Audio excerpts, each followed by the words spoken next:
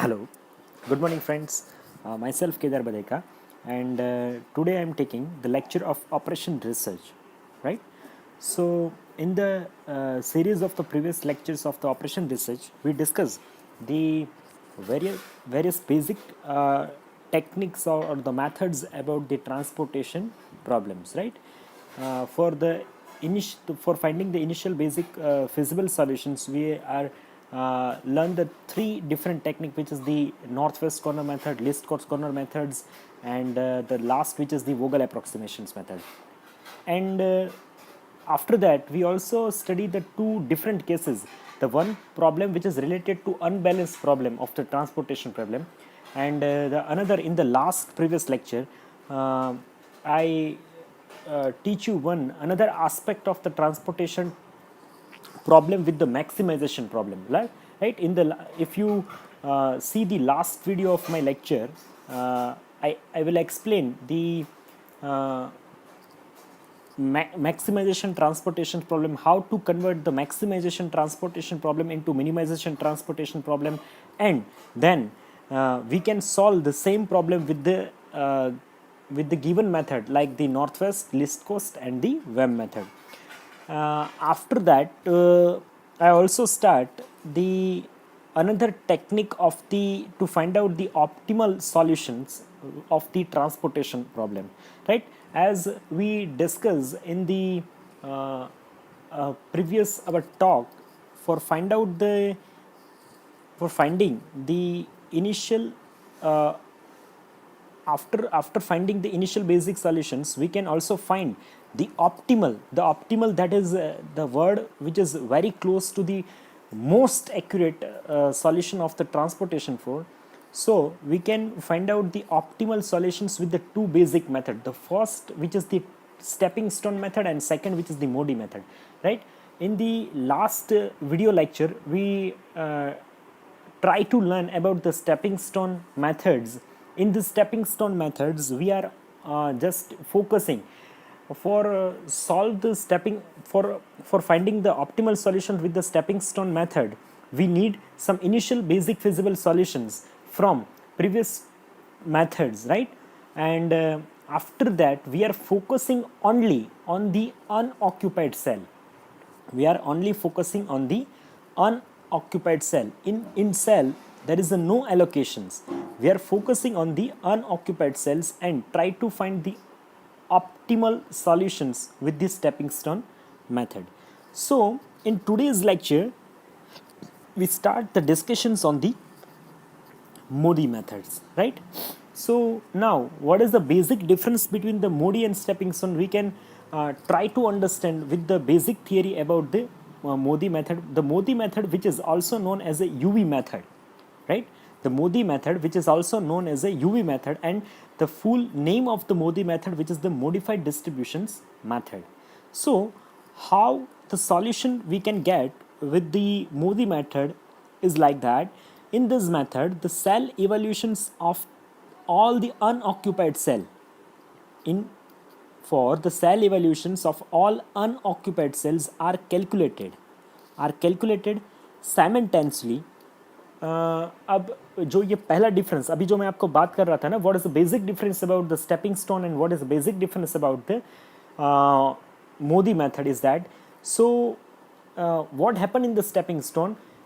In stepping stone, we are focusing on the uh, occupied cell, right? We are focusing on the occupied cell, and one by one we are try to solve. One by one we are try to focus on the every unoccupied cell, right? Now what happened in the Modi method? In Modi method, we simultaneously एक साथ हम लोग क्या करेंगे, जितने भी सारे जो अनऑक्यूपाइड सेल है उसको एक लूप बना के उसका एक ऑप्टिमल सॉल्यूशन है जो फाइंड आउट करने की कोशिश करेंगे. And the only one close path for the most negative cell is to be traced. अगर उसमें कोई नेगेटिव वैल्यू जो आती है वो हमें फाइंड आउट करके वहाँ से अपना पाथ जो है वो चेंज करने की वहाँ पे ट्राई करना है हमें. Thus it is provide a considerable saving over the stepping stone method. यानी ये जो है वो स्टेपिंग स्टोन मेथड के ऊपर जो है वो हमें एक ज़्यादा एक बेसिक बेनिफिट देगा. तो following are the steps which is involve in the MODI method. Now we are try to discuss about the steps of the Modi method. Now what is happening in this step, what is happening in the Modi method? The step one, which is the set up the cost matrix for those cell for allocated cell. आपको एक पूरा एक matrix बनाना है जिसके अंदर allocated cell है. वहां पे हम लोग क्या कर रहे थे, स्टेपिंग स्टोन में जो अनएलोकेटेड सेल थे उसके ऊपर फोकस कर रहे थे. Now we are focusing on the allocated cell in the MODI method. Now step 2. What is the steps 2? We have to introduce the dual variable. यहाँ पे हमें दो वेरिएबल है इसके अंदर ऐड करने हैं, right, which is corresponding to the supply and demand constraints, right, which is corresponding to the supply and demand constraint. Let 1 2 3 which is M and जो एक होगा ना वो अपना यू होगा, राइट, एक जो होगा वो डिमांड के साइड होगा विच इज़ 1 2 3. एक होगा वो अपना जे होगा which is side of the supply which is the N number of variable. जितने हमारे डिमांड हो गए उतने वेरिएबल हमें एक साइड देने हैं, जितना अपना सप्लाई होगा उसने एक यूवी तरीके से हमें इसका सॉल्यूशन जो है वो फाइंड आउट करने की ट्राई करनी है. The dual variable which is corresponding to the supply demand constraints. Now the variable U I and V J are such that so ui plus vj is equal to cij, which is arbitrarily select dual variable as 0 as find the other dual variable. Now apply above steps on the matrix which is given below. अब ये जो जैसे आपका uv हो गया उसको आपको matrix के अंदर वहाँ पे अप्लाई करना है. कैसे करोगे, तो आपकी स्क्रीन के ऊपर आपको एक मैट्रिक्स दिखाई दे रहा है जिसके अंदर जो है वो कुछ आप देखोगे तो 3x3 का आपको मैट्रिक्स दिख रहा है. नीचे समान नीचे आपको डिमांड दी गई है, एक राइट हैंड साइड के ऊपर सप्लाई दिए गए. आपको चेक करना है कि प्रॉब्लम बैलेंस डिमांड सप्लाई से बैलेंस है. जैसे ये चीज़ हो गई आपको और इसके ये मैट्रिक्स के अंदर ये टेबल के अंदर अनऑक्यूपाइड एंड ऑक्यूपाइड दोनों तरीके से आपको सेल दिए गए हैं. यानी ये चीज़ आपको पहले समझनी होगी कि मोदी मेथड से आपको अगर ऑप्टिमल सॉल्यूशन फाइंड आउट करना है ना तो बेसिक चीज़ क्या चाहिए, तो कि मोदी मेथड हम लोग तभी यूज़ कर सकते हैं जब हमारे पास प्रीवियस 3 मेथड से यानी वैम हो गया, लिस्ट कोस्ट हो गया और अपना नॉर्थ वेस्ट हो गया, उससे हमें सॉल्व किया हुआ एक बेसिक इनिशियल फिजिबल सॉल्यूशन हमें पहले चाहिए. अगर वो होगा तो उसके अंदर जो है वो हम ऑप्टिमल सॉल्यूशन फाइंड आउट कर सकते हैं. यानी ऑप्टिमल से हम लोग क्या बता सकते हैं कि जो हमने प्रीवियसली जो बेसिक सॉल्यूशन फाइंड किया था वो ऑप्टिमल था या फिर इससे ऑप्टिमल होने के चांसेस हैं.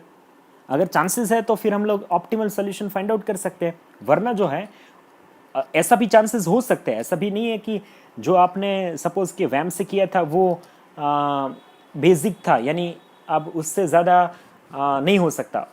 ये ऑप्टिमम भी हो सकता है और इसके आगे भी पॉसिबिलिटीज़ है, इसको और ऑप्टिमम हम लोग कर सकते हैं. सो जैसे ही हमने ये डिस्कस किया कि आपके पास एक मैट्रिक्स है, तो मैट्रिक्स जो है मैट्रिक्स के अंदर अब आपको ऑक्यूपाइड और अनऑक्यूपाइड दोनों चीज़ आपको दिख रही है, दोनों सेल्स दिख रहे हैं. अब आपको वहाँ पे क्या चीज़ करनी है, आपको एक नीचे और एक टेबल बनाना है और उस टेबल के ऊपर जो है वो आपको जो रो साइड है, रो साइड वहाँ पे आपको u1 u2 u3 वेरिएबल लिखने हैं और आपको जो ऊपर वाला जो टॉप ऑफ द टेबल होगा वहाँ पे जो है वो v1 v2 और v3 लिखना है. क्योंकि ये जो पूरा टेक्निक है ना वो हम लोग मल्टीप्लिकेशन से यूवी टेक्निक से हम लोग इसको सॉल्व करने की कोशिश करेंगे.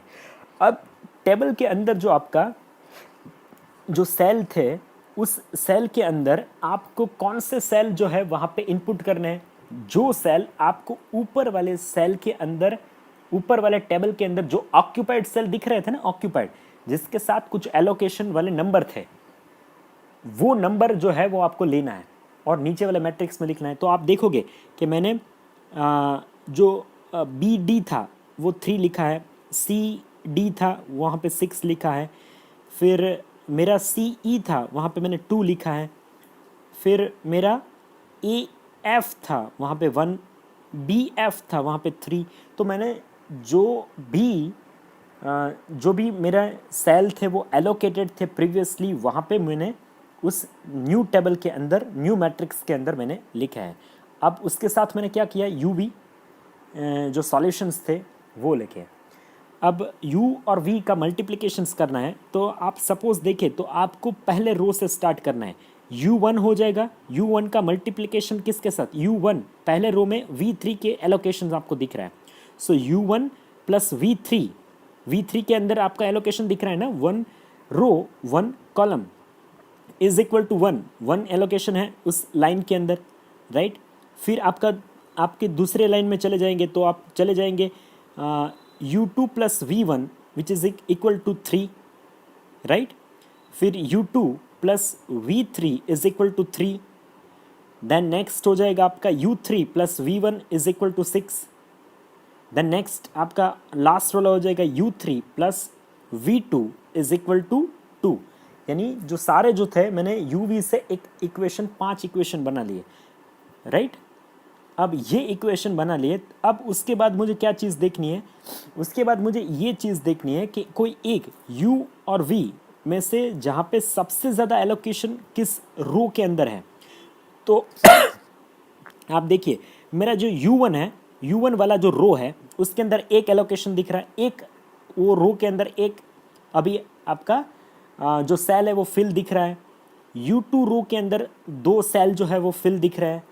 u3 के अंदर आपके जो है फिर से 2 सेल जो है वो फिल दिख रहे हैं। अब ये चीज़ जैसे हो गई, उसके बाद आपको क्या चीज़ करना है कि जो भी रो के अंदर सबसे ज़्यादा सेल जो है वो आपको फिल दिख रहा है, उसमें से एक को सिलेक्ट करके आपको उस रो इज इक्वल टू वहाँ पे 0 जो है वो आपको अप्लाई कर देना है। तो यहाँ पे आप देखोगे तो मेरा u2 जो रो है उसके अंदर भी दो एलोकेशन है, यानी वहाँ पे भी 2 है, u3 के अंदर भी 2 है। फिर मैं देखूँगा u2 है उससे ज़्यादा एलोकेशन मुझे u3 रो के अंदर दिख रहे हैं, राइट। अब तो मैं क्या करूँगा, यहाँ पे जो सारे ये इक्वेशंस हो गए उसके जनरेट हो जाने के बाद मैं u3 जो है u3 इज इक्वल टू मैंने 0 अभी एज्यूम कर लिया, u3 इज इक्वल टू 0। अब आप देखो मेरे पास ये 5 इक्वेशंस दिख रहे हैं। अब आपको जहाँ पे भी u3 दिखेगा ना, u3 वहाँ पे आपको क्या चीज़ करनी है, u3 जो दिखेगा तो आपको चीज़ क्या करनी है, वहाँ पे u3 इज इक्वल टू 0 लिख देना है। जो आप 5वां इक्वेशन देखोगे, 5वां इक्वेशन जो है मेरा बन रहा था कि u3 plus v2 is equal to 2। तो u3 जो है वहाँ पे मैंने 0 लग दिया, right. So 0 plus v2 is equal to 2, यानी v2 इज इक्वल टू आपका 0 है जो उस साइड जाएगा तो माइनस हो जाएगा, यानी तो v2 आपका हो जाएगा 2। अब दूसरा मुझे u3 कहाँ पे दिख रहा है, तो u3 और एक जगह मुझे दिख रहा है, कहाँ पे दिख रहा है, तो कि u3 plus v1 is equal to 6। तो यहाँ पे भी मैं क्या चीज़ करूँगा कि u3 जो है वहाँ पे मैं 0 रख दूँगा, 0 plus v1 is equal to 6। So v1 is equal to 6, यानी और मुझे 2 वैल्यू मिल गई यहाँ पे इक्वेशन सॉल्व करते हुए। आपको v1 मिल गया और v2 मिल गया। अब आपको जहाँ भी इक्वेशन में v1 और v2 दिखेंगे, राइट, v1 और v2 आपको जहाँ दिखेंगे वहाँ पे आपको क्या चीज़ करनी है, क्या करना है, अब आपको वहाँ पे ये इसकी वैल्यू वहाँ पे पुट करनी है। तो जैसे ही आप वैल्यू वहाँ पे पुट करोगे तो आपको जैसे जैसे इक्वेशन सॉल्व करते जाओगे तो आपके सारे इक्वेशन जो है वो सॉल्व हो जाएंगे, राइट। तो आपके जैसे ही सारे इक्वेशन सॉल्व हो गए तो उसके बाद जो नेक्स्ट वाला जो स्टेप होगा वो नेक्स्ट आपको ऊपर एक टेबल दिख रहा है। मैंने क्या किया कि एक टेबल आपको दिख रहा है, जैसे मुझे सारी वैल्यू मिल गई, जैसे मुझे आप देखोगे तो u1 इज इक्वल टू -5 मिले, u3 इज इक्वल टू -3 मिले, u3 तो मैंने पहले से 0 एज्यूम करके रखा था। फिर अपना हो गया v1 में मुझे 6 मिले, v2 में मुझे 2 मिले, v3 में मुझे 6 मिले। तो वो सारी वैल्यू मैंने रख दी। अंदर के जो एलोकेशंस वाले वैल्यू थे वो अभी सेम टू सेम वैल्यू है। अब मुझे इसका फाइनल सॉल्यूशन जो है वो फाइंड आउट करना है। सो इसके बाद वाला जो स्टेप है आप पढ़ोगे तो आपको दिख रहा है find out the implicit cost. आपको अब इम्प्लिसिट कोस्ट फाइंड आउट करनी है। The implicit cost is the summation of the dual variable which is the summations of the dual variable of row and column for each unoccupied cell, which is the u1 plus vj, right, ui plus vj. Then the vacant cell evaluation is carried out by taking the difference of such unoccupied cell. अब जो unoccupied cell है उसके लिए हमें value find out करनी है। तो आपके पास यहाँ पे एक इक्वेशंस हैं। So unoccupied evaluations of the cell, evaluation of the cell is equal to C I J minus, ये जो इक्वेशन है ना आपको याद रखना पड़ेगा, C I J minus U I plus V J, right. यानी ये चीज़ आप क्या हो जाएगी, आपकी ये चीज़ हो जाएगी आपका u1 प्लस v1। अब अनऑक्यूपाइड जो सेल थे जिसके अंदर ऑक्यूपेशंस अभी नहीं है, तो उस चीज़ को हमें फोकस करना है। तो हमें प्रीवियसली जाना पड़ेगा कहाँ पे, जो अनऑक्यूपाइड सेल थे। तो अनऑक्यूपाइड आप पहला देखो कि पहला मेरा अनऑक्यूपाइड था ए डी अनऑक्यूपाइड था। तो जहाँ पे 4 नंबर लिखा है तो मैं लिखूँगा C I J is equal to 4 minus u1 plus, या ये जो आ रहा है ना 4, तो 4 कहाँ पे है, तो 4 के साथ रिलेट कौन हो गए, u1 होगा और v1 होगा। तो यहाँ पे हम लोग u1 और v1 का वैल्यू पुट करेंगे तो हमें एक आंसर मिलेगा, राइट। जैसे ही आंसर मिल जाएगा वो हमें पता करना है। फिर दूसरा अनऑक्यूपाइड हो जाएगा अपना ए ई। तो ए ई में जो सी आई जे है वो कितना है 5, तो मैं दूसरा रखूँगा 5 माइनस, तो 5 की वजह यहाँ पे मल्टीप्लिकेशन में कौन आएगा, यू आई प्लस वी 2, यानी -5 प्लस 2। फिर इसका आपका सॉल्यूशन मिल जाएगा। फिर और एक आपका अनऑक्यूपाइड हो जाएगा, अनऑक्यूपाइड में बी ई हो जाएगा, बी ई में है 4। तो ऐसे जो भी सारे अनऑक्यूपाइड जिसके अंदर एलोकेशन नहीं है, अनएलोकेट जो सेल है, वहाँ पे आपको इस इक्वेशन से आपको उसका वैल्यू फाइंड आउट करना है। अगर आपने ये इक्वेशन से सॉल्व करते हुए जितने भी अनएलोकेटेड सेल थे उसका सॉल्यूशन आपने फाइंड आउट कर लिया, राइट। उसका सॉल्यूशन आपने जैसे ही फाइंड आउट कर लिया, उसके बाद आपको अगर ये इक्वेशन के जो आंसर आ रहे हैं, जितने आपने अनऑक्यूपाइड के लिए आंसर फाइंड आउट किए ना, ये सी आई जे वाले वैल्यू पुट करके, राइट, उसमें अगर कोई एक आंसर जो है वो नेगेटिव आता है तो फिर यहाँ पे एलोकेशन फिर से करना पड़ेगा। अगर ये जो सारे जो सेल है, जो इवैल्यूएशंस अभी आपने इवैल्यूएशंस हमने फाइंड आउट किए अनएलोकेटेड से, वो सारे पॉजिटिव आते हैं, तो ये जो आपके पास जो सॉल्यूशन था ना, ये ऑप्टिमम सॉल्यूशन था, ये हम लोग बोल सकते हैं, राइट। ये चीज़ हमें यहाँ से पता चल जी। तो ये था, ये जो था ये पूरा प्रोसेस था मोदी मेथड के बारे में। अब जैसे ये मोदी मेथड के बारे में आपका मैंने प्रोसेस पूरा कैसे जो सॉल्व करते हैं वो मैंने आपको बता दिया, राइट। अब ये आपके सामने पूरा एक क्वेश्चंस मैं रख रहा हूँ, ये आपको सॉल्व करने का ट्राई करना है, राइट। आपके पास आपके सामने दिख रहा है एक टेबल दिख रहा है, टेबल के अंदर जो है वो F1 to F4 वैल्यूज़ है, ऑपोजिट साइड जो है वो M1 to M4 है, डिमांड और सप्लाई दिए गए हैं। पहले तो वो आपको चेक बैलेंस चीज़ करनी है, और उसमें जो क्या चीज़ ऊपर जो प्रॉब्लम में क्या किया है, first you have to solve this problem with the VAM method for find out the initial basic feasible solution. आपको ये प्रॉब्लम के अंदर आप देखोगे वहाँ पे पढ़ोगे तो आपको दिख रहा है, राइट। पहले वैम मेथड्स को यूज़ करके आपको initial basic feasible solution find out करना है, फिर उसका उसी प्रॉब्लम के अंदर आपको वैम से सॉल्यूशन जो है, सॉरी मोदी से जो है वो ऑप्टिमम सॉल्यूशन फाइंड आउट करने की कोशिश करनी है।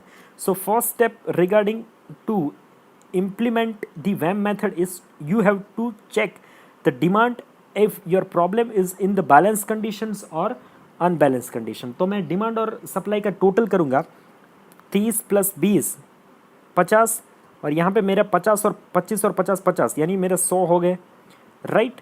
यहाँ पे आप चीज़ देखोगे तो 20 फिर 40 60 60 और ये 25 और 15 मिला के 40, यानी 60 और 40 100, यानी प्रॉब्लम जो है मेरा बैलेंस कंडीशन के अंदर है। तो अब यहाँ पे मुझे क्या चीज़ करनी है कि इस प्रॉब्लम के अंदर मैंने जैसे वैम से सॉल्यूशन फाइंड आउट किया, तो आपके सामने जो है वो अभी क्या चीज़ दिख रही है कि एलोकेशन, एक बार मुझे इनिशियल जो बेसिक फिजिबल सॉल्यूशन था उससे मैंने एलोकेशन करके मुझे एक टेबल आपके सामने दिख रहा है। ये वैम कर रही है, यहाँ मैंने जो है वो वैम यूटिलाइज कर लिया है। अब आपको वैम कैसे यूज़ करना है वो मैंने पहले सिखा दिया है, राइट। अभी बुक के अंदर जो अभी आपके सामने स्क्रीन के अंदर दिख रहा है ना, वो स्क्रीन के अंदर सिर्फ वैम का जो सॉल्यूशन वाला पोर्शन है ना, वो सॉल्यूशन वाला पोर्शन ही आपके सामने दिख रहा है। और जैसे ही मैंने वैम से सॉल्यूशन किया तो आप देखोगे उसके नीचे लिखा है the total transportation cost is 210 rupees. यहाँ पे आपको 210 रुपये जो है वो वैम से ट्रांसपोर्टेशन कॉस्ट मिला था। अब जैसे ही वैम से सॉल्यूशन हो गया तो उसी प्रॉब्लम को आपको किस तरीके से सॉल्व करने की कोशिश करनी है। अब आप देखोगे तो काफ़ी सारे आपको गिवन टेबल्स के अंदर ऑक्यूपाइड एंड अनऑक्यूपाइड सेल दोनों चीज़ दिख रही है। तो अब आपका ये मोदी मेथड है, राइट, ये मोदी मेथड है। तो आपका अब फोकस रहेगा, वो फोकस किस पे रहेगा, तो कि जो अब यहाँ पे मेरा जो अब फोकस रहेगा that is the on the occupied cell. अब ऑक्यूपाइड जो भी होगे ना उसके ऊपर से हम लोग यूवी जो है वो टेक्निक अप्लाई करेंगे। तो जैसे ही मैंने मोदी मेथड स्टार्ट कर दिया तो मैं अब फोकस करूँगा जो भी मेरे पास टेबल है। तो मैंने 4x4 का एक टेबल बना लिया। 4x4 के टेबल में मैंने U और V, U1 U2 U3 और U4, इसी तरह से ऊपर मैंने V1 V2 V3 और V4 लिख दिया। अब इस टेबल के अंदर 4x4 टेबल के अंदर मैं ऊपर वाले टेबल से वो सेल जो है वहाँ पे कॉपी कर दूंगा जो जिसके साथ एलोकेशन था, यानी ऑक्यूपाइड सेल थे। तो ऑक्यूपाइड सेल मैंने कॉपी कर दिया। तो आप देख लीजिए 2 3 जो है वो फर्स्ट कॉलम में है, सेकंड कॉलम में 4 और 3, थर्ड कॉलम के अंदर 1, और जो मेरा फोर्थ कॉलम है उसके अंदर 1 और 3, यानी इतने जो है वो एलोकेट थे। अब ये एलोकेट थे, उसके बाद मेरा नेक्स्ट स्टेप हो जाएगा, वो नेक्स्ट स्टेप क्या चीज़ हो जाएगा मेरा कि मुझे किसी के लिए जो है वो ज़ीरो जो है, किसी एक रो के लिए मुझे ज़ीरो जो है वो एज्यूम करना है। अब ज़ीरो एज्यूम करने के लिए सबसे बड़ा जो कंडीशन होता है वो कंडीशन कौन सा है, आपको ये चीज़ देखनी होगी कि किस रो के अंदर सबसे ज़्यादा एलोकेशन आपको दिख रहा है। तो पहला रो मैंने U1 वाला रो देखा तो U1 के अंदर एक एलोकेशन दिख रहा है। U2 रो के अंदर आप देखोगे तो उसके अंदर जो है वो मुझे 3 एलोकेशन दिख रहे हैं, राइट, 3 ऑक्यूपाइड सेल दिख रहे हैं, राइट। अब U3 के अंदर एक है, U4 के अंदर 2 है। अब ये जो हमारा टर्म एंड कंडीशन है, ये रूल्स क्या चीज़ कहता है कि जिस रो के अंदर सबसे ज़्यादा एलोकेशन आपको दिख रहा है उस रो का वेरिएबल जो है वो आपको ज़ीरो एज्यूम करना है। यानी अब मैंने यहाँ पे U2 is equal to zero declare कर दिया। अब U2 is equal to zero जैसे मैंने एज्यूम कर लिया तो अब मेरे पास जो काफ़ी जो इक्वेशंस बनेंगे, राइट। अब U1 V1 वाले इक्वेशंस मेरे पास है। आप देखोगे कि U1 plus V4 is equal to 1, ये पहला इक्वेशन हो गया। फिर दूसरा इक्वेशन कौन सा होगा कि U2 plus V1 is equal to 2, U2 plus V2 is equal to 4, U2 plus V4 is equal to 3, यानी ये मैंने दूसरी रो के लिए बनाए। फिर थर्ड के लिए U3 plus V1 is equal to 3, now U4 plus V2 is equal to 3, now U4 plus V3 is equal to 1। तो ये सारे मेरे इक्वेशन बन गए। अब ये जो सारे इक्वेशन बने ना, उस इक्वेशन के अंदर जहाँ पे आपको U2 दिखेगा उसकी जगह पे आपको ज़ीरो रख देना है। आप ज़ीरो रखोगे तो आपको और सारी जो वैल्यू जो वैल्यू आपको अभी तक पता नहीं है वो सारी वैल्यू आपको पता चल जाएगी। यानी आप सारे जो है वो U1 V1, U2 V2, U3 V3 और U4 V4 जो है वो आपको मिल जाएंगे। अब जैसे ही आपको सारे मिल जाएंगे तो मैंने क्या किया, जो भी आंसर मिले ना वो मैंने U1 और U1 टू U4 और V1 टू V4 की जगह पे मैंने रख दिए। अब वो जैसे ही रख दिए उसके बाद मुझे क्या चीज़ करनी पड़ेगी, उसके बाद मुझे चीज़ करनी पड़ेगी कि अनऑक्यूपाइड जो सेल थे वो अनऑक्यूपाइड सेल के ऊपर मुझे जाना पड़ेगा। अनऑक्यूपाइड सेल जो है जिसके अंदर एलोकेशन बिल्कुल नहीं था, यानी अब मुझे यहाँ पे फोकस करने का, आप देखोगे जो फर्स्ट ऊपर वाला जो टेबल है, ऊपर वाले आपको टेबल में दिख रहे हैं जिसके साथ एलोकेशन नहीं है, वो टेबल के अंदर अब फोकस करेंगे हम लोग, राइट। यानी कि आप देखिए F1 M1, F1 M2, F1 M3, પછી F2 M3, F3 M2, F3 M3, F3 M4, F4 M1, F4 M4, ये जो सारे हैं जिसके साथ एलोकेशन नहीं थे, उसको हम लोग इवैल्यूएशंस ऑफ सेल के प्रोसेस के थ्रू जाएंगे। अब वो सारे सेल जो है वो आपको इवैल्यूएशंस में जाना पड़ेगा, और इवैल्यूएशंस के लिए आपके पास इक्वेशन क्या था, तो इवैल्यूएशंस के लिए आपके पास इक्वेशन था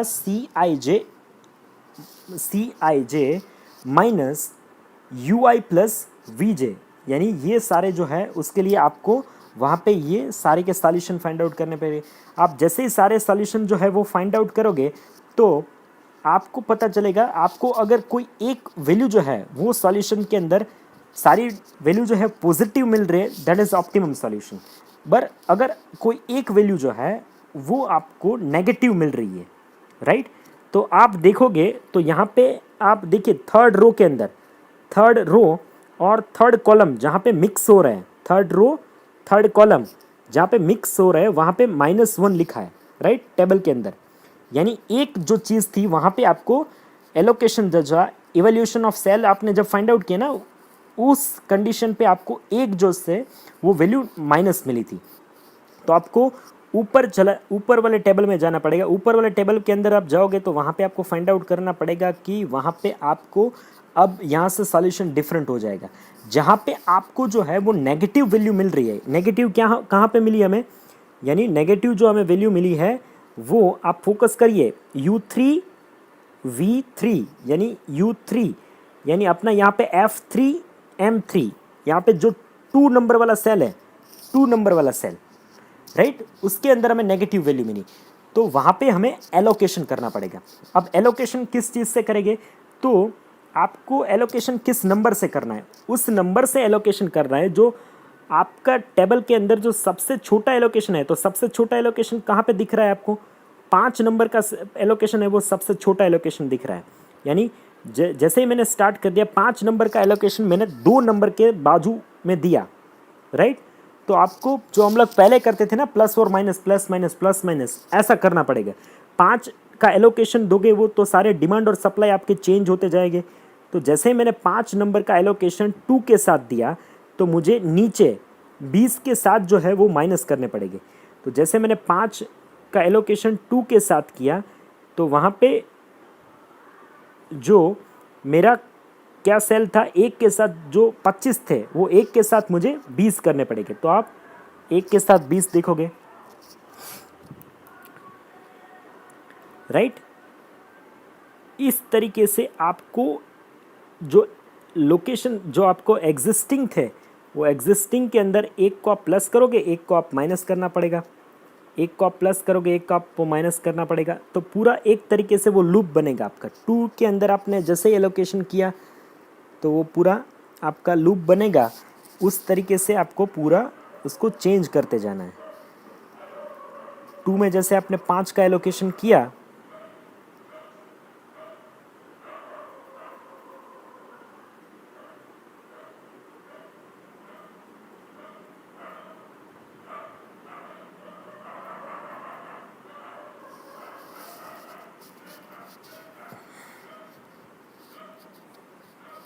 राइट, उस तरीके से आपने जैसे ही एलोकेशन कंप्लीट कर दिया उसके बाद आपको फिर से CIJ आपको फाइंड आउट करना है, राइट। जो भी अनऑक्यूपाइड हो गए, अब उस अनऑक्यूपाइड के ऊपर फोकस करके वहाँ पे आपको फिर से एक बार फाइंड आउट करने की कोशिश करनी है कि आपके जो CIJ अभी मिल रहा है वो पॉजिटिव मिल रहा है कि नहीं, नेगेटिव मिल रहा है। आप ये प्रोसेस आपको कहाँ तक करना है, या वहाँ तक ये प्रोसेस आपको लूप बनाने वाली प्रोसेस वहाँ तक आपको करनी है जहाँ तक आपका जो इवैल्यूएशंस ऑफ सेल जो है, यानी आप लास्ट में जो कर रहे हो ना जो भी अनऑक्यूपाइड है उसके साथ, राइट वो जहाँ तक आपका पॉजिटिव नहीं आ जाता वहाँ तक आपको करनी। सपोज आपको 5 से नहीं हो रहा है तो फिर आपको एक एलोकेशन बढ़ाना पड़ेगा, यानी 5 से बड़ा एलोकेशन। आप देखोगे तो एग्जिस्टिंग एलोकेशन था वो 5 था, यानी 5 से फिर इन लोगों ने एलोकेशन करने की कोशिश की पूरा लूप बनाने की, तो फिर सॉल्यूशन अभी भी नहीं मिल रहा है। तो फिर क्या किया, वही सेम चीज़ क्या किया कि 5 की बजाय उन्होंने पसंद किया 10, एक एलोकेशन को ज़्यादा, 5 से एक एलोकेशन एक स्टेप ऊपर चले गए। अब 10 नंबर उन्होंने सिलेक्ट किया, 10 नंबर उन्होंने सिलेक्ट किया तो उसके बाद जो था वो एलोकेशन फिर चेंज किया। अब जहाँ पे नेगेटिव आया था वहाँ पे आपने 10 नंबर का एलोकेशन किया, तो 10 नंबर का एलोकेशन किया तो उसके आजू बाजू जो है वो आपको जैसे लूप बनता जाएगा, ए प्लस करेंगे तो आपको नीचे या फिर साइड में -10 करना पड़ेगा, फिर प्लस करना पड़ेगा, फिर माइनस करना पड़ेगा, फिर प्लस करना पड़ेगा। इस तरीके से पूरा एक आपको जहाँ से स्टार्ट किया था फिर वहीं से आके फिनिश करना है। ऐसा एक पूरा लूप बनाना है। जैसे आप लूप बनाओगे फिर आपको CIJ फिर से फाइंड करना पड़ेगा। जैसे ये क्लिप आपका खत्म हो गया फिर आपको CIJ फाइंड आउट करना पड़ेगा। जैसे आपको CIJ फाइंड आउट करोगे अगर वो पॉजिटिव आ गया then it is the optimum solution. अगर फिर से वो नेगेटिव आता है तो फिर आपको एक रिवाइज एलोकेशन के अंदर जाएगा, 10 से एलोकेशन एक बड़ा हो जाएगा, आपको 15 का एलोकेशन करके आपको देखना है, राइट। और आपको ये प्रोसेस तब तक करनी है जब तक आपके जो एलोकेशंस थे, इवैल्यूएशंस ऑफ द सेल था, वो पॉजिटिव ना आ जाए, राइट। जैसे ये पॉजिटिव मिल जाएगा तो आपको अब देखोगे तो ये जो था वो आपका अब एलोकेशन 10 के एलोकेशन करने से आपका क्या मिल रहा है, अब 10 वाले एलोकेशन करने से आपका जो एलोकेशन था वो पॉजिटिव मिल रहा है। अब उसके बाद हमने इसका ट्रांसपोर्टेशन कॉस्ट फाइंड आउट किया तो ट्रांसपोर्टेशन कॉस्ट हमें मिला 205 रुपये। अब जैसे वैम से हमने ट्रांसपोर्टेशन कॉस्ट किया था तो आप देखोगे वैम से अपने ट्रांसपोर्टेशन कॉस्ट आपको यहाँ पे मैं थोड़ा जूम करके बताने की कोशिश कर रहा हूँ कि 210 रुपये में ट्रांसपोर्टेशन किया था। तो जैसे ही हमने मोदी मेथड अप्लाई किया तो उसका ट्रांसपोर्टेशन कॉस्ट था वो कम हुआ और ऑप्टिमम हुआ, यानी इससे हमने जैसे ही फाइंड आउट किया तो ट्रांसपोर्टेशन कॉस्ट कम हुआ। इस तरीके से हम लोग मोदी मेथड जो है वो अप्लाई कर सकते हैं। यही प्रॉब्लम जो है ये आपको अपने घर पे बैठ के आपको सॉल्व करने की कोशिश करेगी। आप सॉल्व करिएगा तो थोड़ा थोड़ा आपको पता चलेगा कि मैं क्या चीज़ बोलना चाहता हूँ, राइट। फिर भी अभी भी आपको कोई प्रॉब्लम में अगर कोई डिफ़िकल्टीज आ रही है तो फिर आप मुझे वहाँ पे कमेंट सेक्शंस के अंदर पूछ सकते हैं। कोई क्वेश्चन है तो आप मुझे पूछ सकते हैं। साथ में जो मैंने आपको प्रैक्टिस के लिए जो एग्जांपल दिए गए वो एग्जांपल सारे बच्चों को प्रैक्टिस करके अपने फेयर बुक में कैलकुलेट करने हैं, राइट। मैं किसी भी बच्चे को रैंडमली पसंद करके 16 तारीख को एक किसी भी बच्चे से मैं अपना उसका जो है वो असाइनमेंट फ़ोन पे मैं मेल करवाऊँगा। उसको बात करके आपको मुझे मेल करना पड़ेगा, राइट। जिसको मुझे मैं आपको नाम लिखूंगा उस सारे बच्चे को उसका जो असाइनमेंट है वो पूरा मेल करके मुझे भेजना है, right. Are you getting my point? Okay, so this is all about the modified distributions method. If you have any questions, you have any doubt, you can ask me in the comments.